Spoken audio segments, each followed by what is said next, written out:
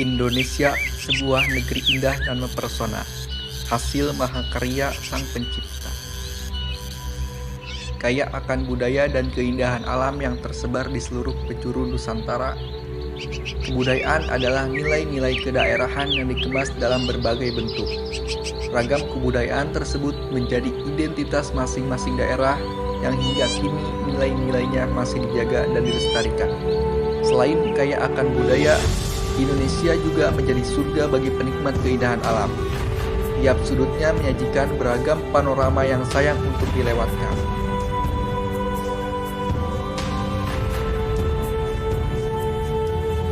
Indonesia adalah negara kepulauan dengan laut terluas di dunia.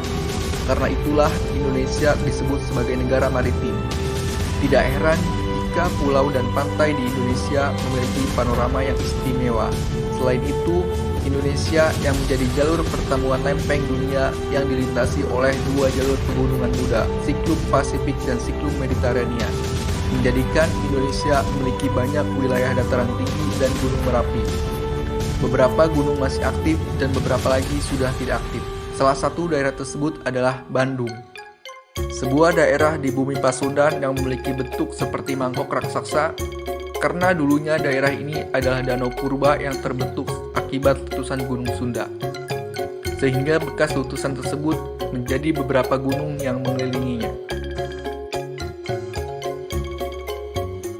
Karena berada di dataran tinggi, Bandung dianugerahi oleh tanah yang subur. Masyarakat banyak menggantungkan hidup dengan bertani, didominasi oleh masyarakat suku Sunda yang masih kental dengan budaya dan tradisi, sehingga para seniman dan budayawan terus berkolaborasi untuk menjaga nilai-nilai tradisi yang ada sejak dahulu kala.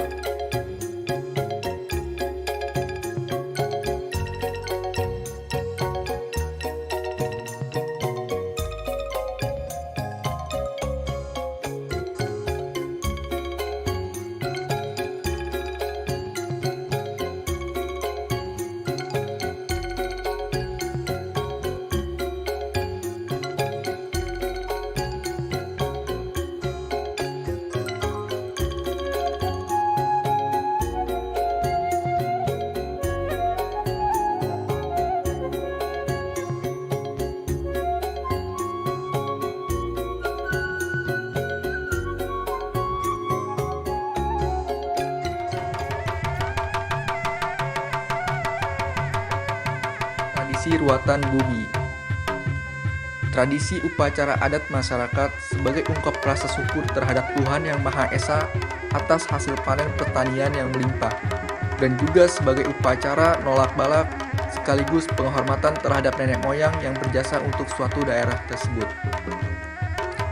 Ruatan bumi sendiri berasal dari kata ruat, atau dalam bahasa Sunda ngarawat, yang artinya merawat atau menjaga, sedangkan bumi mengandung arti tempat kita hidup. Kata lain, ruatan bumi berarti menjaga tempat kita hidup. Pelaksanaan ruatan bumi ini dilaksanakan di Padepokan Parupuyan, Kecamatan Dago, Kota Bandung. Sebelum masyarakat tani memulai bercocok tanam atau sebelum pengolahan lahan pertanian dimulai, menurut kepercayaan adat istiadat setempat, sebelum diadakannya tradisi ruatan bumi ini, petani diharapkan jangan dulu menggarap lahan pertaniannya. Jika salah satu petani ada yang melanggar tradisi tersebut, maka akan tertimpa kesialan. Bisa berupa lahan pertaniannya terserang hama ataupun hasil panen yang menurun sehingga merugi. Ruatan bumi ini menjadi ajang berbagai seniman dari berbagai daerah untuk silaturahmi dan mementaskan kemampuan yang dimiliki, seperti seni tari, seni silat, ular, debus, dan melukis dengan menutup mata. Masyarakat semuanya sangat antusias menyaksikan setiap pertunjukan yang ditampilkan para seniman. Dalam pertunjukan ini, para seniman tidak mendapatkan hasil atau pendapatan yang begitu besar. Meskipun begitu, mereka tetap semangat untuk melestarikan budaya dan seni tradisi yang ada di Indonesia. Karena kebudayaan memegang peranan penting dalam kemajuan suatu bangsa.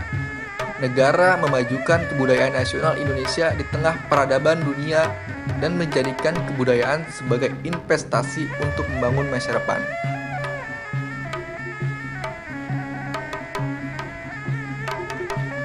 Pencaksilat merupakan kesenian tradisional berasal dari Indonesia, menampilkan keindahan gerakan membela diri dalam sebuah pertarungan. Dalam setiap acara apapun, kesenian ini selalu ditampilkan di hadapan publik.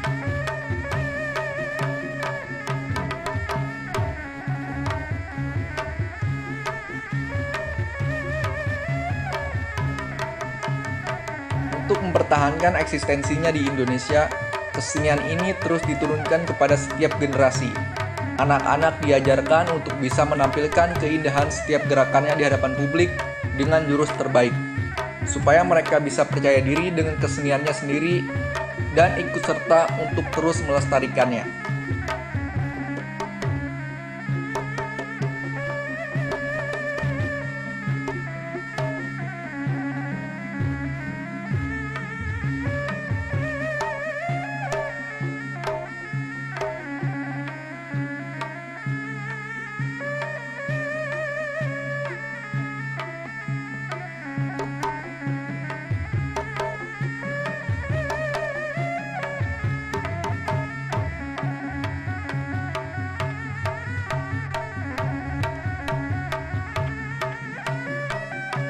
Pencaksilat adalah sarana materi pendidikan untuk membentuk manusia-manusia yang mampu melaksanakan perbuatan dan tindakan yang bermanfaat dalam rangka menjamin keamanan dan kesejahteraan bersama. Pencaksilat memiliki 4 aspek ajaran utama. Pertama, membentuk mental spiritual dan kepribadian. Kedua, pengembangan aspek bela diri. Ketiga, pengembangan seni. Dan yang keempat adalah pengembangan olahraga.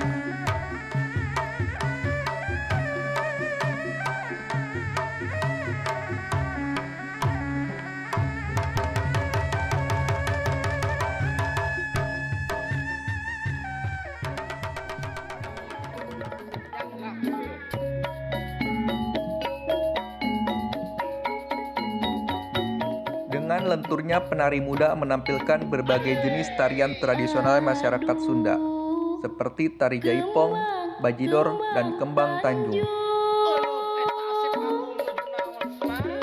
Mereka dilatih dari berbagai sanggar di Jawa Barat untuk terus bisa melestarikan seni dan budaya Indonesia, khususnya kesenian tari. Mereka sering tampil di berbagai pertunjukan acara seperti upacara adat, hajatan, bahkan di acara formal sekalipun. Seperti tarian pada umumnya, seni tari Sunda juga menyimpan banyak pesan dan cerita yang disampaikan, mulai dari cerita rakyat, kerajaan, hingga pesan perdamaian untuk sesama.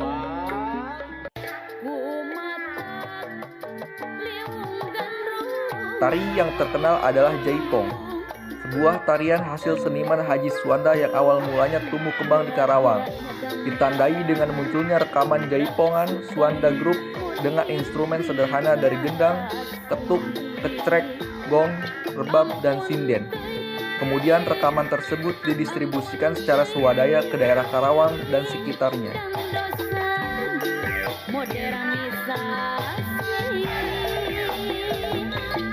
Tarian dengan perpaduan elemen dari pencaksilat, wayang golek, ketuk tiluk, dan sebagainya ini mempresentasikan bahwa wanita Sunda memiliki sifat ramah, berani, energik, bertanggung jawab, dan juga mandiri.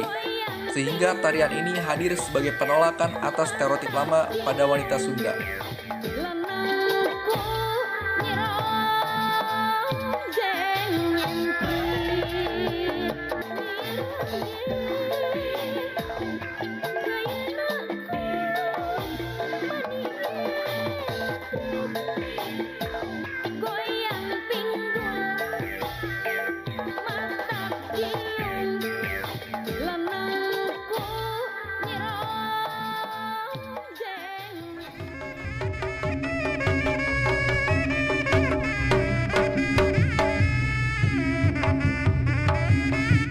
Keranjang di tengah lapangan dibuka oleh seniman. Tidak diduga isinya merupakan seekor ular kobra yang kita kenal cukup berbahaya karena bisanya dijadikan sebagai seni adu nyali ular.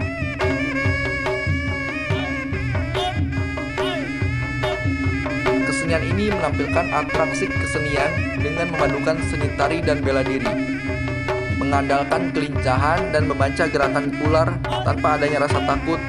Ular yang berbahaya menjadi jinak dan diajak untuk menari bersama. Bahkan anak kecil dengan lincahnya memainkan ular tanpa adanya rasa takut. Tentu saja ini dibutuhkan latihan rutin dan pengawasan orang dewasa yang ahli di bidangnya.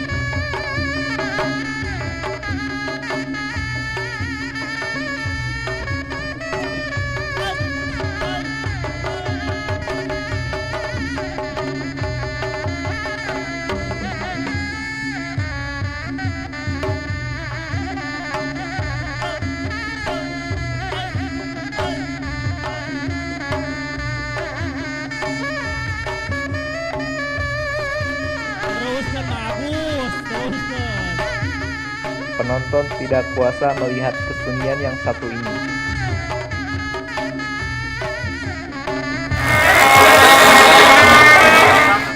Kesenian yang menjadi puncak penampilan dalam acara ruatan Bumi Agung di Kecamatan Dago, Kota Bandung, menampilkan seni ketahanan diri dari benda-benda tajam.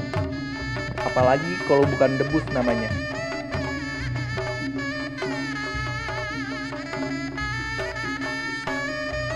Kesenian yang berasal dari daerah Banten lalu menyebar ke daerah Parayangan ini merupakan seni ketahanan diri dari benda-benda tajam dengan perpaduan seni tari dan kebatinan bernuansa magis.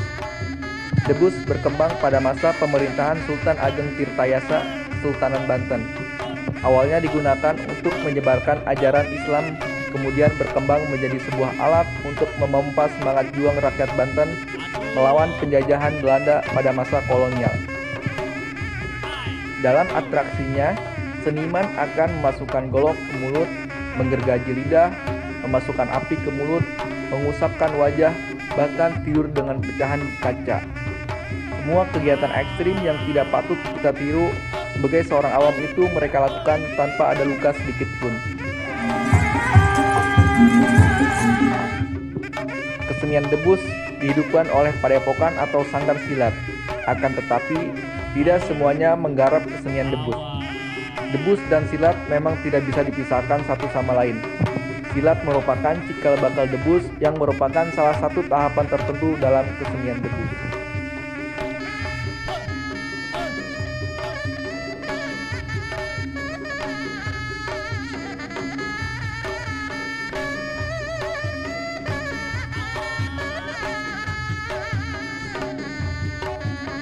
Tidak diketahui pasti siapakah seniman yang satu ini.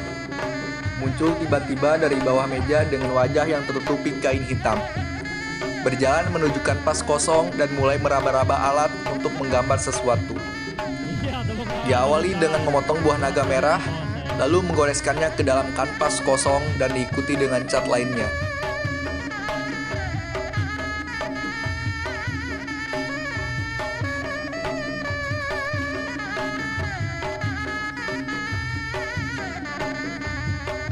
Penonton terlihat bingung dan penasaran. Gambar apakah yang akan dibuatnya dengan mata tertutup? Apakah seniman tersebut bisa menggambar dengan sempurna?